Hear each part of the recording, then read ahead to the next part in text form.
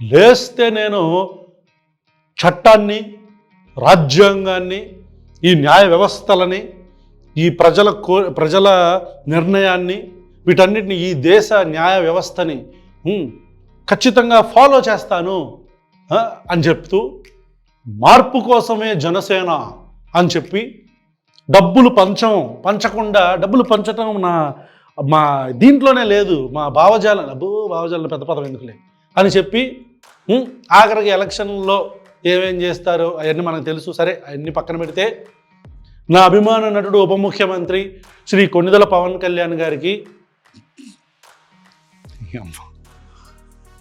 పవన్ కళ్యాణ్ గారు, మీకు పంతం నానాజీ గారి మీద ఒక చిన్న షాట్ ఒకటి చేసేసరికి కొంతమంది కూలీలు బాధపడుతున్నారు, మరుగుతున్నారు, ఎగురుతున్నారు. సరే, కూలీల గురించి, కూలీలు పాపం ఏముంది, పాపం వాళ్ళు మీరు పితితే సూపర్ పిత్తాడు మా అన్న అంటారు, మీరు దగ్గితే అబ్బా ఏం తగ్గాడు అన్న అంటారు. అది మనకు తెలిసిందే, దాని గురించి పక్కన పెట్టేద్దాం. అయితే ఈ పంతం నానాజీ అనే వ్యక్తి యొక్క ఆగడాలు చాలా ఎక్కువైపోయినాయి అంట. మీకు తెలుసో తెలీదో, కాకినాడ రూరల్ ఎమ్మెల్యే ఆయన గత ఒక 3 నెలల క్రితం ఎవరినో కాదు, ఇప్పుడు మీ జనసేనకి కార్యకర్తలుగా పనిచేసిన ఒక వ్యక్తిని ఫినాన్షియల్గా అతని దగ్గర డబ్బులు అడిగితే, ఆ డబ్బులు అతను ఈకపోతే, పంతం నానాజీ గారి అనుచరులు, జనసేన పార్టీ అండి, మన జాన్సేన పార్టీ, మన పంతం నానాజీ గారి అనుచరుడు అండ్ వీళ్ళందరూ కలిసి వాళ్ళని దాదాపు 10 లక్షలు డిమాండ్ చేశారంట. ఆ అమ్మాయి మాట్లాడిందామా ఒకసారి? అమ్మాయి మాట్లాడిందామా? రైట్, భలే దొరికిందే ఇది. ఏం చేయక్కర్లా, మనం జస్ట్ పంతం నానాజీ అని కొట్టగానే వచ్చేస్తుంది. చూద్దాం మన చరిత్ర.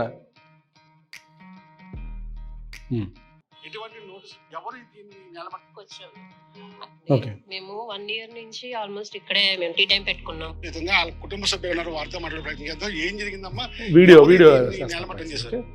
నా పేరు దుర్గాదేవి అండి. మేము 1 year నుంచి ఆల్మోస్ట్ ఇక్కడే మేము టీ టైం పెట్టుకున్నాము. ఫ్రంట్ ఎదురు పెట్టుకున్నాము. గత 3 నెలల క్రితం మాత్రమే ఇప్పుడు కొత్తగా కట్టుకుని ఇందులోకి వచ్చాము మేము. అయితే పంత నానాజీ గారు, ఇక్కడ లోకల్ నాయకులు శ్రీరాములు గారు, వాళ్ళతో వెనకాల ఉన్న సైట్ తీసుకోమని చెప్పేసి అడిగారు మా మావయ్య గారు, బాలరాజు గారు. ఆయన తీసుకోమని అంటే ఆయన పేపర్లు అయితే అడిగారు, దీనికి సంబంధించిన పేపర్లు అవి అడిగితే ఆయన చూపించలేదండి. అవన్నీ నీకెందుకు, నేను ఇస్తాను, నువ్వు తీసేసుకో 3 కోట్లకి అని చెప్పేసి అన్నారు. నేను కుదరదు అన్నారు. అయితే సరే, అయితే ఎదరిది నాకు ఇచ్చే, నీ స్థలం నాకు ఇచ్చే అని చెప్పేసి అన్నారు. అలా ఎలా ఇస్తాను, నేను కుదరదు, అది నాది సైట్ అని చెప్పేసి నేను చెప్పాను. అయితే నాకు డబ్బులు ఇవ్వి, 10 లక్షలు ఇవి, నీ సైట్ నీకు వదిలేస్తాను అని చెప్పేసినారు. ఎంత న్యాయం అసలు! అంటే మన పార్టీలో ఉందా సార్ అది? మన బేసిక్ సిద్ధాంతాల్లో పెట్టుకున్నారా ఏంటి?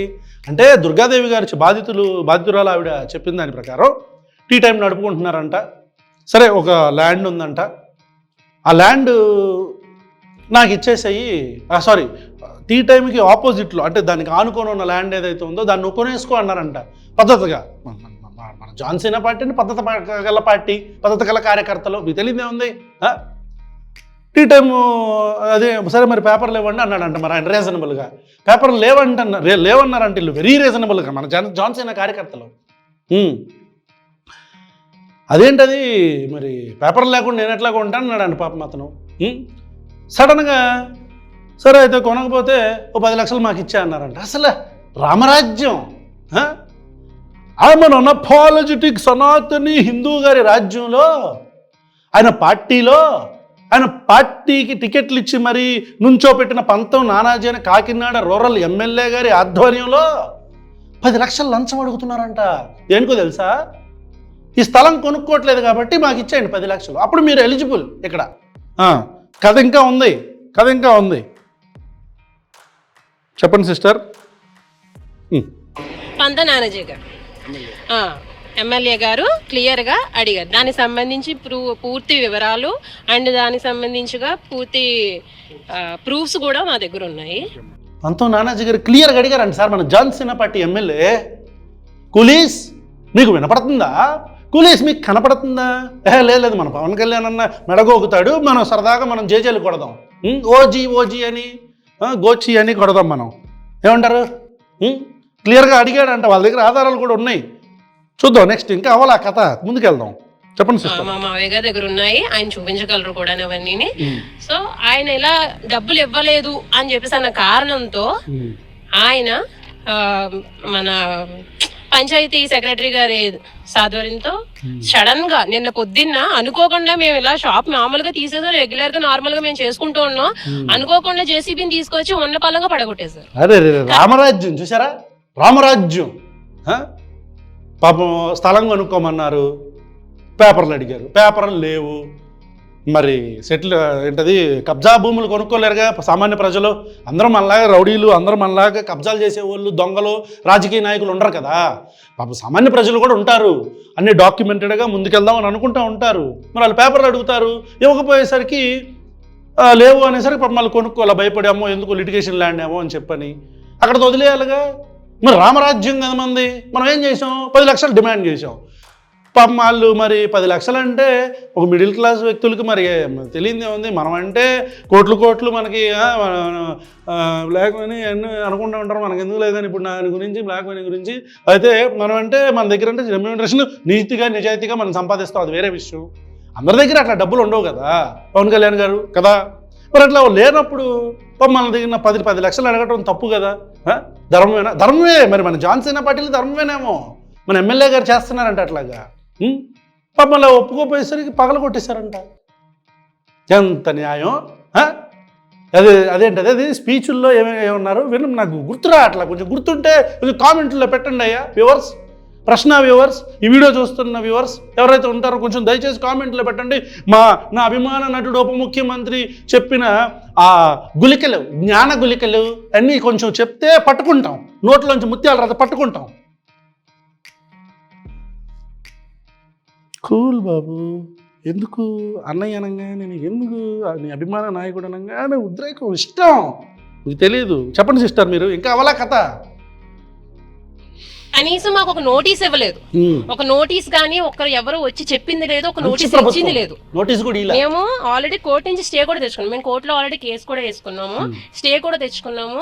ఇది మేము పంచాయతీలో ఇచ్చాము కూడా, దీనికి సంబంధించి వాళ్ళు ముద్ర కూడా వేసి ఇచ్చారు, మాకు ఇచ్చారు. మీకు ఓకే మీ ప్రాపర్టీ మీద అని చెప్పేసి వాళ్ళు అన్నారు. బట్ అలా అన్న ఒక్క 10 నిమిషాల్లోనే వాళ్ళు ఇక్కడికి వచ్చి మొత్తం పడగొట్టేశారు, మమ్మల్ని నడి రోడ్డు మీద తీసుకొచ్చేసారు. మాకు ఎటువంటి ఆధారం కూడా లేకుండా మొత్తానికి ఇదంతా చేసింది ఎమ్మెల్యే గారే అని మాత్రం పక్కాగా మేము చెప్పగలం. ఎమ్మెల్యే గారిని పక్కాగా చెప్పగలరంట. ఇప్పుడు కనిపించదు ఇది. పవన్ కళ్యాణ్ గారు ఎక్కడున్నారు సార్? పవన్ కళ్యాణ్ గారు మీరు ఎక్కడన్నా ఉన్నారా? మీకు వినిపించట్లేదా మీకు సార్? పవన్ కళ్యాణ్ గారు మీకు వినిపించట్లేదా? పాపం దుర్గాదేవి గారు సార్, మన జనసేన పార్టీ ఎమ్మెల్యే గారు నియోజకవర్గంలో చేస్తున్న అద్భుతమైన కార్యక్రమాలు మీకు వినిపించట్లేదా? మీ పార్టీ కార్యకర్తలు అంటాళ్ళు, అది కూడా వింటారామా? వినండి, తనివితేరా వినండి. మీ ఆయన ఏ పార్టీలో ఉంటారమ్మా? మావయ్య గారు అండి, ఆయన జనసేన పార్టీ అండి. ఆయన జనసేన నాయకులు అయ్యి ఉండి ఆయన పార్టీ ఆయనకు ద్రోహం చేసింది. ఆయన కార్యకర్త, జనసేన కార్యకర్త ఆయన. అరే పాపం, అదే మనం ఇచ్చే స్పీచ్లకి, మనం ఊగిపోయే ఊగుళ్ళకి, మనం మాట్లాడే మాటలకి, చేసే చేతలకి చూడండి ఎంత తేడాను.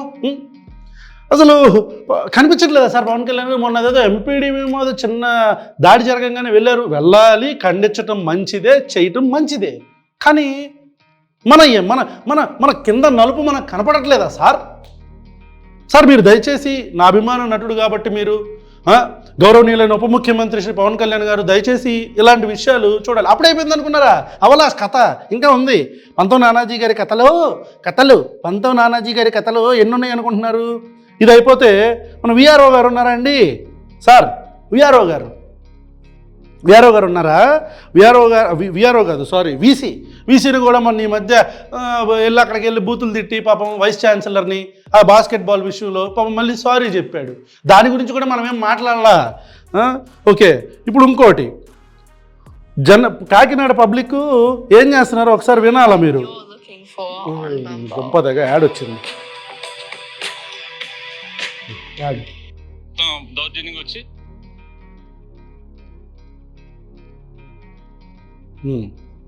గజాల స్థలాన్ని పోస్టులు 15 ఏళ్ల ఈ క్రమంలో పోలీసు వారు రెవెన్యూ షీట్ ఓపెన్ చేశారు. ఆ నియోజకవర్గంలో జనసేన ఎమ్మెల్యే అనుచరులు రెచ్చిపోతున్నారు. కూటమి సర్కార్ అధికారంలోకి వచ్చినప్పటి నుంచి వారి ఆగడాలకు అడ్డు అదుపు లేకుండా పోతోంది. ఏ నియోజకవర్గం అనుకున్నారు? మన జాన్సీనా ఎమ్మెల్యే పంతం నానాజీ గారి నియోజకవర్గం కాకినాడ రూరల్లో. పవన్ కళ్యాణ్ గారు కొంచెం వినాలా. మీరు ఎక్కడ ఉంటే అక్కడికి హుటాహుటిని మేఘాల మీద వెళ్ళిపోతారు కదా, ఇలాంటి వాటికి కూడా వెళ్ళాలా మీరు? పార్టీకి చెందిన పంతం నానాజీ ప్రాతినిధ్యం వహిస్తున్నారు. ఎవరండి? రోజు రోజుకు ఆగడాలు మితిమీరిపోవడంతో బాధితులు తిరుగుబాటు మొదలుపెట్టారు. కాకినాడ జిల్లాలోని కాకినాడ రూరల్ నియోజకవర్గానికి ఎమ్మెల్యేగా జనసేన పార్టీకి చెందిన పంతం నానాజీ ప్రాతినిధ్యం వహిస్తున్నారు. ఇటీవల రంగరాయ మెడికల్ కాలేజీకి చెందిన ఓ డాక్టర్ పై దౌర్జన్యానికి పాల్పడి వార్తల్లో నిలిచారు. నియోజకవర్గంలో ఓవైపు పంతం నానాజీ ఆగడాలు, మరోవైపు ఆయన అనుచరుల ఆగడాలు మితిమీరిపోతున్నాయి. నానాజీ అండ చూసుకుని ఆయన అనుచరులు దౌర్జన్యాలకు పాల్పడుతున్నారు. అమాయకులను బెదిరించి భూములు లాక్కుంటున్నారు. ప్రజలను ముప్పు తిప్పలు పెడుతున్నారు.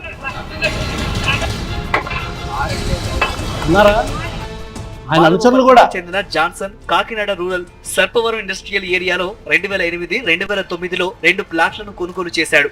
మొత్తం 658 గజాల స్థలాన్ని పోస్టల్ ఎంప్లాయీస్ సొసైటీ నుంచి కొన్నాడు. ఆ సమయంలోనే పంతం నానాజీ అనుచరుడు జనసేన నేత పుల్లా శ్రీరాములు కన్ను ఆ ల్యాండ్ పైన పడింది. 15 ఏళ్ల క్రితమే ఆ స్థలం తమదంటూ శ్రీరాములు వివాదం పెట్టుకోవడంతో పుల్లా శ్రీరాములు అంట. సార్ పవన్ కళ్యాణ్ గారు వినండి, వింటున్నారా అండి? పవన్ కళ్యాణ్ గారు పుల్లా శ్రీరాములు అంటండి. ఆయన కాకినాడ రూరల్లో మన పంతం నానాజీ గారు అనుచరుడు అంట. దయచేసి కొంచెం మీ కళ్ళని కడప మీద నుంచి, మీ కళ్ళని అటువైపు సరస్వతి పవర్స్ వైపు నుంచి అక్కడికి వెళ్ళి చేసిన హడావుడి, ఈ షిప్ అక్కడ దాకా వెళ్ళారు కదా సార్, కాకినాడ దాకా రూరల్లో సీజ్ ద షిప్ అన్నారు సార్. ఇక్కడికి వచ్చి ఇటు కూడా కొంచెం అలాంటి డైలాగ్ ఒకటి వేయొచ్చుగా, ఎందుకు వెళ్ళలేదు అక్కడికి? వినపడలేదేమో, కనపడలేదేమో కదా. చూద్దాం ఏం జరిగింది. జాన్సన్ కోర్టుకు వెళ్ళాడు. ఆయన కోర్టుకు కూడా వెళ్ళాడు. పంతం నానాజీ అంటతో శ్రీరాములు ఆ స్థలంలో ప్రహరీ గోడను, రేకుల షెడ్డును నిర్మించాడు. ఈ క్రమంలో జాయింట్ కలెక్టర్ తో పాటు జిల్లా ఎస్పీకి ఫిర్యాదు చేశారు. పుల్లా గోవింద్ అనే వ్యక్తి, పుల్లా శ్రీరాములు, పుల్లా గోవింద్ వీళ్ళు ముగ్గురు దౌర్జన్యం అప్పుడులో వచ్చారు. అప్పుడులో వచ్చితే పోలీసు వారు రౌడీ షీట్ ఓపెన్ చేశారు పుల్లా శ్రీరాములకి. ఇప్పుడు మళ్ళీ దౌర్జన్యంగా 100 మంది వచ్చారు. 100 మంది ఎందుకు వచ్చారనుకున్నారు? పూజలు చేయడానికి వచ్చారు. 100 మంది కార్యకర్తలు వచ్చారంట. విన్నారా? 100 మంది జనసేన అంటున్నారు. విన్నారా? జాన్సీనా ఎందుకు వచ్చారండి 100 మంది? ఆ కాకినాడ సభలో నుంచొని మీరు అది అన్నారు ఆ రోజు ద్వారంపూడి చంద్రశేఖర్ రెడ్డిని, నీ రౌడీ రాజ్యాన్ని అధఃపాతాళానికి. బా ఏమన్నాడు ఎలాగా? ఛా, అధఃపాతాళానికి ఇదేనండి? పాతాళంలోంచి పైకి వచ్చారా 100 మంది? ఇప్పుడు పవన్ కళ్యాణ్ గారు వినపడుతుందా? బాధితుల గోడు వినపడుతుందా మీకు? వినాలా? చెప్పండి.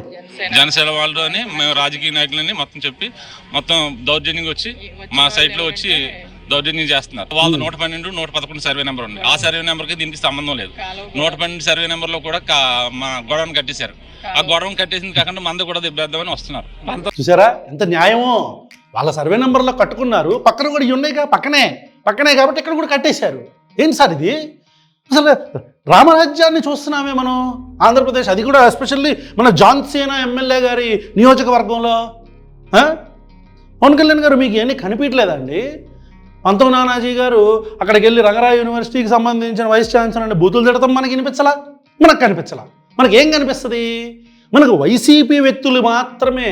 ప్రజలు కూడా మీరు ఆలోచించాలా. ఈసారి ఎప్పుడైనా మీకు ఎవరైనా అన్యాయం జరిగితే ఆ కొట్టించుకునేవాడిని, బాబు కొట్టే ముందు ఒకసారి ఆగయ్య వైసీపీ కండువా ఇట్లా వేస్తాను, మీరు వచ్చి కొట్టండి అని చెప్పి అప్పుడు కొట్టించుకోండి. అప్పుడు అన్నకి నరాల్లో నుంచి ఉద్రేకం వచ్చేసి గూస్ పింపుల్స్ వచ్చి పరిగెత్తకుండా వచ్చేస్తాడు అన్న కదన్నా.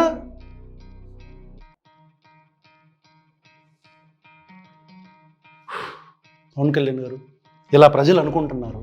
సో దయచేసి ఇట్లాంటి అభిప్రాయం ప్రజల్లో ఉంది కాబట్టి నేను ఇదంతా మీకు చేరవేయటమే నా బాధ్యతగా నేను మీకు చెప్తున్నాను. దయచేసి ఇవి నా మాటలు కాదు, ఇవి ప్రజలందరూ ఇలా మాట్లాడుకుంటున్నారు కాబట్టి మీరు ఈ పంతం నానాజీ గారి మీద ఏదైనా యాక్షన్ తీసుకోండి, లేదా దయచేసి పిలిపించి మాట్లాడండి. ఎందుకంటే ఎవరినో కాదండి, మీ క్యాడర్నే అతను ఇబ్బంది పెడుతున్నాడంట. కాబట్టి దయచేసి కొంచెం దీని మీద మాట్లాడతారని కోరుకుంటూ thank you so much sir.